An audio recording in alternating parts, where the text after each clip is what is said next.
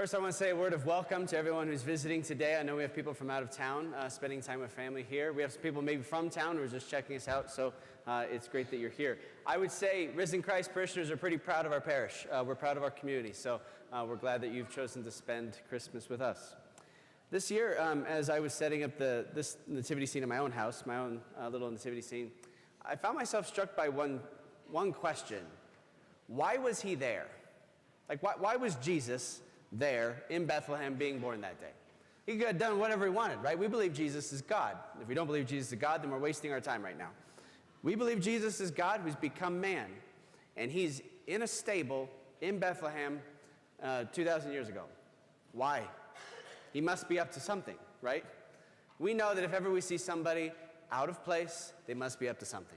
Like if you're hanging out with family for Christmas and you know the kids are running around playing and you come across one child hiding behind a door, looking around the wall, looking all sneaky, yeah, you know they're up to something, right? They're going to jump out and scare grandma or something. Or if you see a car parked in a parking lot all by itself in the middle of the night, they're up to something, right? Or if you see a man with a white beard and a red suit standing on top of your chimney, you know he's up to something. When we see someone out of place, we know they're up to something. God is the God of the universe. He could be doing whatever he wants. He chooses to be a baby in Bethlehem, surrounded by stinky animals in a stable. He must want to be there. He must be up to something. Now, what he was doing was a total surprise. Even though there were things kind of preparing the way, anticipating this in the scriptures, no one really saw this coming. But if we could pay attention to the signs, maybe after the fact, we can look back and say, wow, look at all these signs. Several years ago when I was 19, my friends and family threw me a surprise party for my half birthday. So 6 months after my real birthday, I got a surprise party. And it was a blast. I got half birthday presents. I got the bottom half of a tie and the left half of a suit.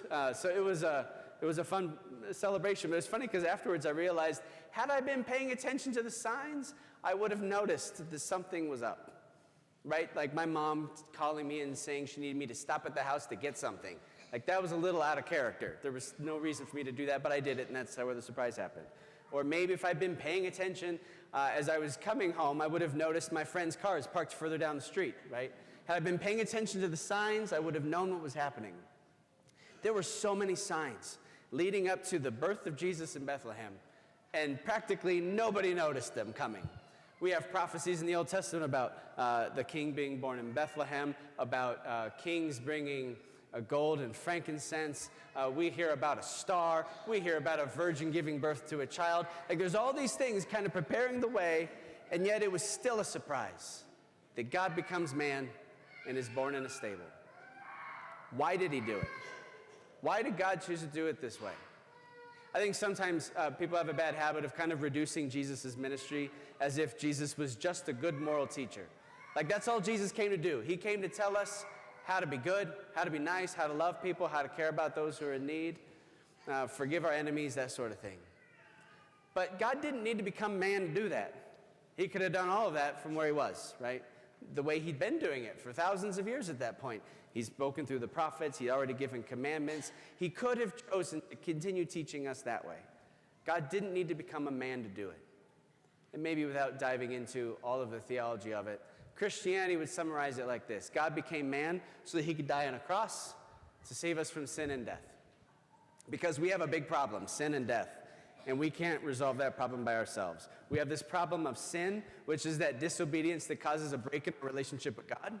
It causes a break in our relationship with others, and it causes a brokenness within ourselves. And we can't forgive our own sins, and we can't make ourselves perfect. We also have a problem of death, meaning that we don't get to avoid death, and we can't give ourselves eternal life. So Jesus becomes a man so he can die on the cross so that he can rescue us from sin and death. Like ultimately, this is a sign that God is doing something huge. He's coming to offer us something gigantic, peace and joy and eternal life and abundant life and happiness forever. That's what the Lord is coming to do when we see him being born in a stable. Ultimately, it is great news. This is the best story ever to be told, and it's not just a story, it is the truth. But I realize that for some people, Christmas time is actually really hard. I know people who've lost a loved one this year and have been dreading Christmas without them. Maybe you're struggling with a sense of loneliness or depression this Christmas. Maybe just opening up the news and seeing how messy the world is makes you feel like the darkness is just creeping in and starting to stamp out the joy of Christmas a little bit.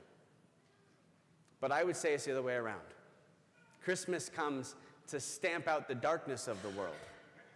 And I think the proof of that is just look at the circumstances of the time in the world that Jesus was born into. Jesus was born into the Roman Empire. Roman Empire, let's think about that for a moment. You've got an emperor who claims to be divine, demanding everyone's allegiance. He imposes peace around the world through violence. Then you've got, in their own region, King Herod. This king is corrupt, he's violent, he's a rather disgusting human being in multiple ways. The people are being taxed outrageously, and the Jewish people in particular are despised. On top of that, people are dealing with the normal stuff of poverty and illness and death. Jesus is born into that world. The light has come to disperse the darkness. God has come to put an end to those things. He comes in the midst of all of that to offer us joy and peace and hope. So the darkness does not overcome Christmas. Christmas is here to overcome the darkness of our own lives. But if we want to experience that joy and that peace and that hope, then we have to make some response to the Lord. Like he's offering us something huge, but we have to decide that we're going to say yes.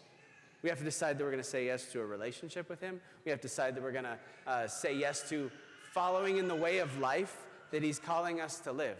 Yeah, that's a high cost. That's a big ask. It is going to be so incredibly worth it. So why is he here? Well, I would say that Jesus is here for this, why he was there. He was there for the same reason why he's here right now.